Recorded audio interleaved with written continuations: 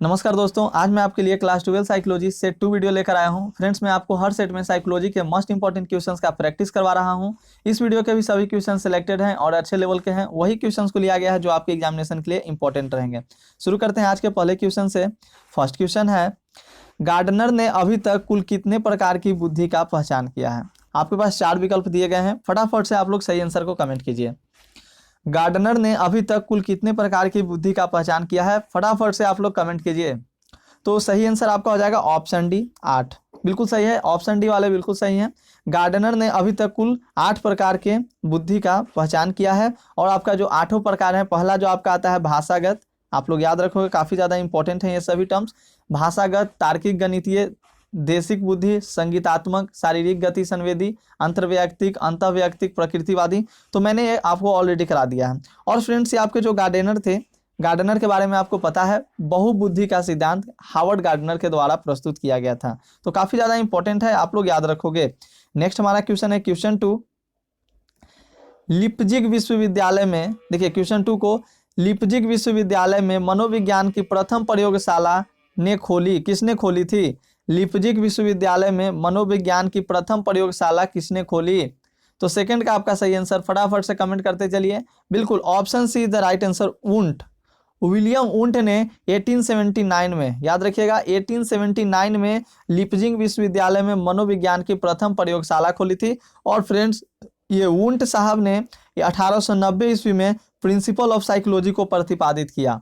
यानी principle of psychology कब प्रकाशित हुई थी? तो 1890 ईस्वी में। किसने प्रकाशित किया? तो विलियम वुंट ने। काफी ज्यादा इंपॉर्टेंट है ये सभी क्वेश्चंस, क्योंकि जितने भी क्वेश्चंस आपके मॉडल सेट में देखने को मिले हैं, सभी क्वेश्चन SCERT, यानी कहने का मतलब NCERT, SCERT यानी स्टेट हो जाता है, NCERT नेशनल हो जाता है, NCERT, उसी बुक से आपके बिटवीन क्वेश्चन थे सभी क्वेश्चंस मॉडल सेट के। तो मैंने आपके लिए NCERT से सभी क्वेश्चन सेलेक्ट करके लाए हैं। काफी ज्यादा इंपॉर्टेंट है आपके एग्जामिनेशन के लिए। साक्षात्कार का उद्देश्य है, साक्षात्कार का मतलब जानते हो सभी लोग, इंटरव्यू। इंटरव्यू का क्या उद्देश्य रहता है? आप लोग बताइए, फटाफट से कमेंट कीजिए, इंटरव्यू का क्या उद्देश्य है? तो ऑप्शंस आपके सामने हैं। आमने सामने के संपर्क से सूचना प्राप्त करना, परिकल्पनाओं के स्रोत या अवलोकन के लिए अवसर पाना। तो इसका ऑप्शन डी सही आंसर है, उपरोक्त सभी।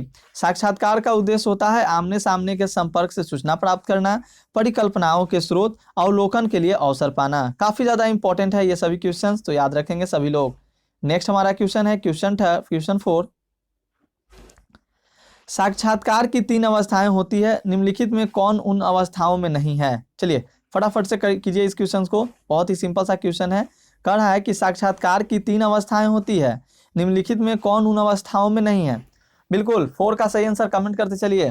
4 का सही आंसर आपका ऑप्शन डी हो जाएगा, संबंध बनाने की अवस्था। बहुत सही, बिल्कुल सही है, डी वाले बिल्कुल सही है। बहुत अच्छी तैयारी है साथियों।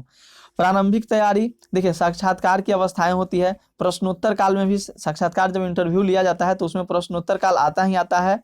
समापन की अवस्थाएं तो ये भी होती ही होती है, तो संबंध बनाने की अवस्थाएं इसमें नहीं होती है, याद रखोगे सभी लोग। और आपके लिए एक इंपॉर्टेंट नोटिस है, अगर आप चैनल पे नए होंगे तो प्लीज चैनल को सब्सक्राइब कर लीजिएगा।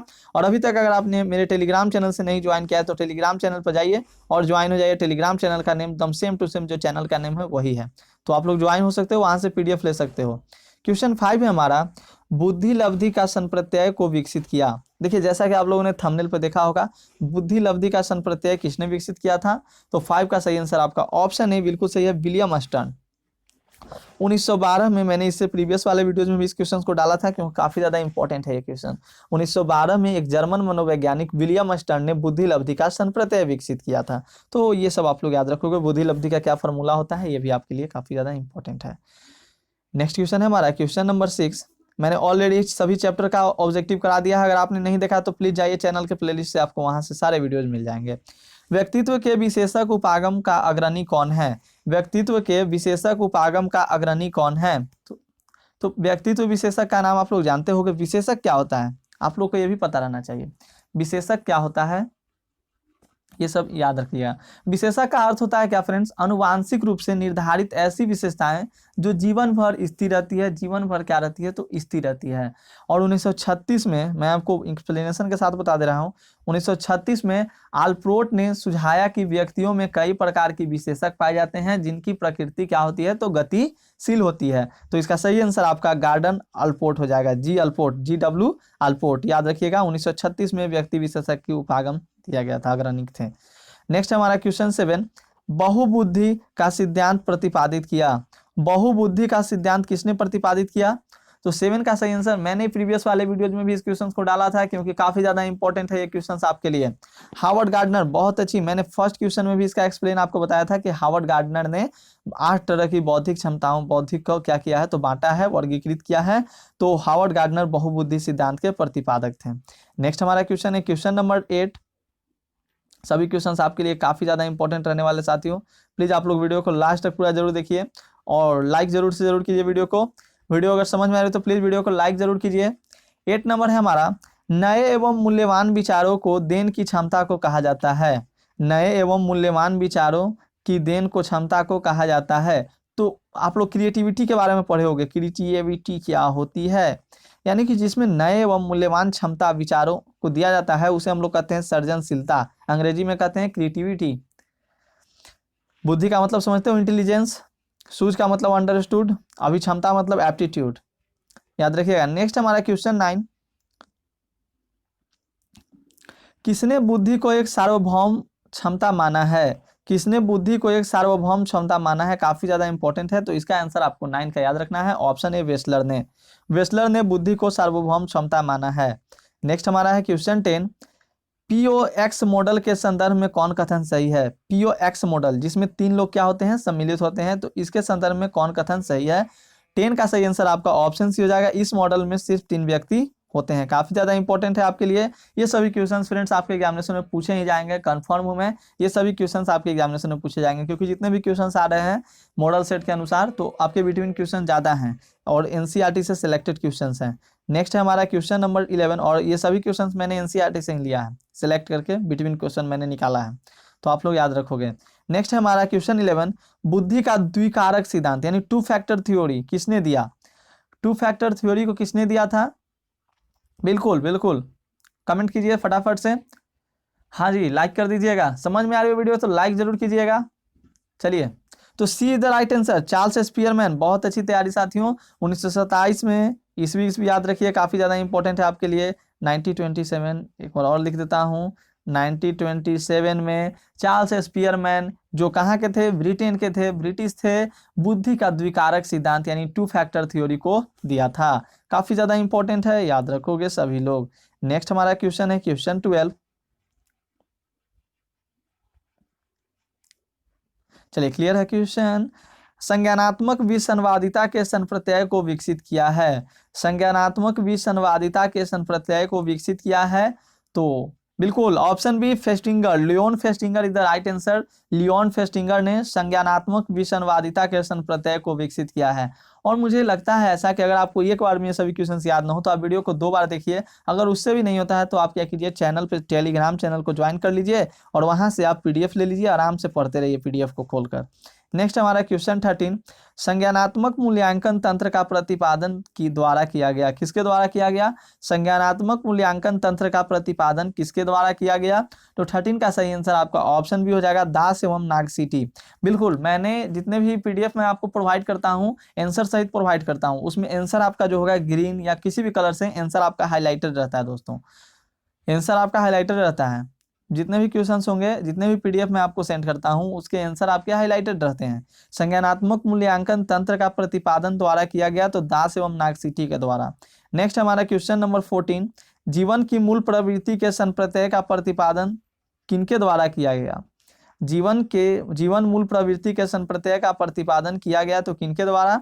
14 का सही आंसर आपका ऑप्शन डी। ऑप्शन डी नहीं है इसमें, option D Freud, option D Freud, याद रखोगे सभी लोग, ऑप्शन डी। नेक्स्ट हमारा क्वेश्चन नंबर 15, कभी कभी PDF लेंदी हो जाता है। चलिए क्वेश्चन 15 है हमारा, समझ में आ रही है वीडियो? लाइक कर दीजिए सभी लोग, वीडियो को शेयर अभी तक जिन्होंने नहीं किया आप प्लीज वीडियो को शेयर कर दीजिए, शेयर कर दीजिए वीडियो को। चलिए 15 है हमारा, गिलफोर्ड द्वारा प्रतिपादित बुद्धि के मॉडल में बौद्धिक क्षमताओं की कितनी श्रेणियां होती हैं। आपको इससे अच्छा साइकोलॉजी का जो ऑब्जेक्टिव क्वेश्चंस की वीडियो वाली चैनल नहीं मिलेगी, प्लीज आप लोग चैनल को सब्सक्राइब कर लीजिए। गिलफोर्ड द्वारा प्रतिपादित बुद्धि के मॉडल में बौद्धिक क्षमताओं की कितनी श्रेणियां होती हैं। तो 15 का सही आंसर आपका ऑप्शन डी 150, 150 याद रखिएगा, 150 श्रेणियां होती हैं। और मैं आपको प्रतिदिन मैं आपको क्वेश्चंस कराऊंगा, एग्जाम तक मैं क्वेश्चंस कराऊंगा, मैं आपको सिलेक्टेड खुद से सिलेक्ट कर क्वेश्चंस आपको कराते चलूंगा। मॉडल सेट का क्वेश्चन भी मैं कराऊंगा आप लोग सभी को।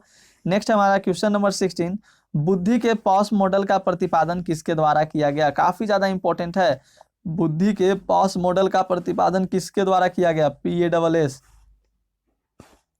जी बिल्कुल, तो 16 का सही आंसर सभी को अब याद हो गया होगा, ऑप्शन डी JP दास। और इससे पहले वाले वीडियो में मैंने लाया था, उसमें मैंने तीनों का नाम बताया था आपका, JP दास, जैक नीलगिरी, किर्बी सभी का नाम मैंने आपको बताया था। तो कभी कभी क्वेश्चंस को मैं रिपीट कर देता हूं ताकि आपको अच्छे से याद हो जाए, आप कंफर्म हो जाओ। प्रतिपादित वाले जो क्वेश्चंस होते हैं, प्रतिपादन किसने किया, विकसित किसने किया, किसने दिया, इस संप्रत्यय को किसने दिया, ये सब क्वेश्चंस आपके लिए काफी ज्यादा इंपॉर्टेंट रहते हैं। तो मैं उन्हीं सब क्वेश्चंस को बार बार रिपीट करने की कोशिश करता हूं ताकि आपको याद हो जाए। नेक्स्ट है हमारा क्वेश्चन नंबर 17। मेरी कोई ऐसी मंशा नहीं है कि मैं मतलब आप लोग को ठगूं, आप लोग पढ़िए, मैं आप लोग के लिए मेहनत कर रहा हूँ। ड्रा ए पर्सन परीक्षण का निर्माण किसके द्वारा किया गया। ड्रा ए पर्सन परीक्षण का निर्माण किसके द्वारा किया गया साथियों। 17 का सही आंसर आप लोग बताइए, 17 का सही आंसर। ड्रा ए पर्सन परीक्षण का नाम सुने हो सभी लोग, बिल्कुल option C Rosenzweig, option C Rosenzweig is the right answer. बहुत अच्छी तैयारी, option C Rosenzweig is the right answer साथियों। नेक्स्ट है हमारा क्वेश्चन नंबर 18। क्वेश्चन नंबर 18 फटाफट से आप लोग भी देख लीजिए क्वेश्चन 18 को, ऑप्शन इसमें कट गया है। चलिए क्लियर है, क्वेश्चन 18 है हमारा, व्यक्तित्व मूल्यांकन का कथानक संप्रत्याक्षण परीक्षण, जिसे आप लोग TAT कहते हो, किसके द्वारा विकसित किया गया। TAT के नाम से भी जानते हैं कथानक संप्रत्याक्षण परीक्षण को, तो किनके द्वारा विकसित किया गया था। हरमन रोजार्क द्वारा। मैंने इसका और पिछले वीडियोस में इस क्वेश्चंस के बारे में मैंने कंसेप्ट दिया था। हरमन रोजार्क याद रखिएगा, रोसार्क, इंग्लिश में रोजार्क भी कहते हैं। नेक्स्ट है हमारा क्वेश्चन नंबर 19। सांवेगिक बुद्धि के तत्वों में किसे एक तत्व नहीं माना जा सकता है। सांवेगिक बुद्धि के तत्वों में किसे एक तत्व नहीं माना जा सकता है। 19 का सही आंसर। देखिए संवेग को आप जानते हो, संवेग क्या होता है, तो इसी के अंतर्गत किस तत्व को नहीं माना जा सकता है, तो अपने संवेगों को सही जानकारी रखना या स्वयं को प्रेरित करना, दूसरे के संवेगों को पहचानना, दूसरे पर सहानुभूति दिखाना। तो ऑप्शन ए अपने संवेगों को की सही जानकारी रखना इज द राइट आंसर। सांवेगिक बुद्धि के तत्वों में किसे एक तत्व नहीं माना जाता है, तो A is the right answer. Next हमारा क्वेश्चन 20। बुद्धि के विषय पर शोध करने वाले पहले मनोवैज्ञानिक थे। काफी इंपॉर्टेंट क्वेश्चंस, हाईलाइटेड क्वेश्चंस हैं। VVI, ये VVI, ऐसे तो सभी क्वेश्चंस VVI हैं, लेकिन ये क्वेश्चंस आपके लिए काफी ज्यादा VVI है। आप और एक भी लगा दीजिए, वेरी वेरी वेरी इंपॉर्टेंट है, वेरी वेरी इंपॉर्टेंट क्वेश्चंस है, VVI है। तो बुद्धि के विषय पर शोध करने वाले पहले मनोवैज्ञानिक थे, सभी को पता होगा, बिल्कुल अल्फ्रेड बीने is the right answer. Option A साथियों, अल्फ्रेड बीने सही जवाब। नेक्स्ट है हमारा क्वेश्चन 21। बुद्धि के एक कारक सिद्धांत को किसने दिया। बुद्धि के एक कारक सिद्धांत को किसने दिया, बिल्कुल ऑप्शन बी ही सही है। कौन, क्या हो जाएगा बताइए। बुद्धि के एक कारक सिद्धांत को किसने दिया। स्पीयरमैन, नोट स्पीयरमैन नहीं होगा। ऑप्शन ए बीने, अल्फ्रेड बीने ही थे। बुद्धि के एक कारक सिद्धांत को बीने ने ही प्रतिपादित किया था, याद रखिएगा। मैंने बताया था आपको बुद्धि के एक कारक सिद्धांत के बारे में, कंफ्यूजन किसी को नहीं होनी चाहिए। बुद्धि के एक कारक सिद्धांत किसने दिया था, अल्फ्रेड बीने ने ही दिया था। वन फैक्टर थ्योरी, और इस सिद्धांत की उत्पत्ति अधिक बुद्धिमान और कम बुद्धिमान व्यक्तियों की अलग अलग पहचान करने के लिए किया गया था। बुद्धि का द्विकारक सिद्धांत 1927 में चार्ल्स स्पीयरमैन ने किया।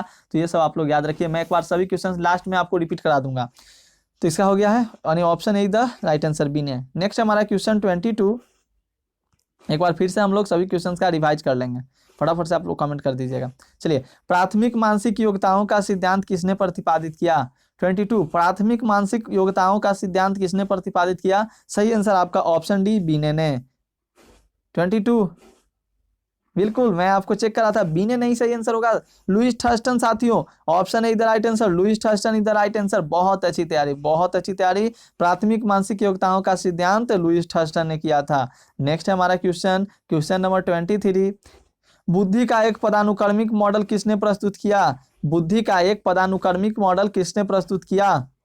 पदानुक्रमिक मॉडल किसने प्रस्तुत किया था? चलिए बताइए, बुद्धि का एक पदानुक्रमिक मॉडल किसने प्रस्तुत किया?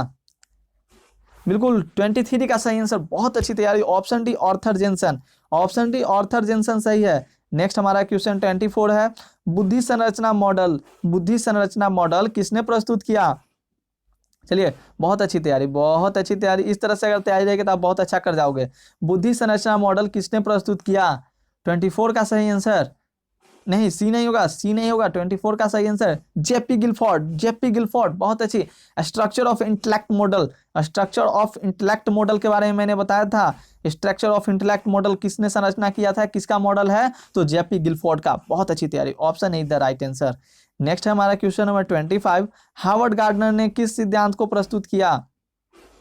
हार्वर्ड गार्डनर ने किस सिद्धांत को प्रस्तुत किया? आपके पास ऑप्शंस कम पड़ जा रहे हैं। हाँ, हार्वर्ड गार्डनर ने किस सिद्धांत को प्रस्तुत किया? 25 का सही आंसर, ऑप्शन सी बहुबुद्धि, बहुबुद्धि का सिद्धांत हार्वर्ड गार्डनर के द्वारा प्रस्तुत किया गया था साथियों। याद होगा आप सभी को, तो उम्मीद करता हूं कि आपको समझ में आ रहा होगा। नेक्स्ट हमारा क्वेश्चन है 26, प्रतिदिन प्रतिदिन प्रतिदिन साइकोलॉजी की क्लासेस होगी। 26 है हमारा, बुद्धि का त्रिचापीय, यानी तीन वाला, तीन जो जिसमें तीन सिद्धांत था, बुद्धि का त्रिचापीय सिद्धांत किसने दिया? 26 का सही आंसर आपका ऑप्शन ए हो जाएगा, रॉबर्ट स्टर्नबर्ग।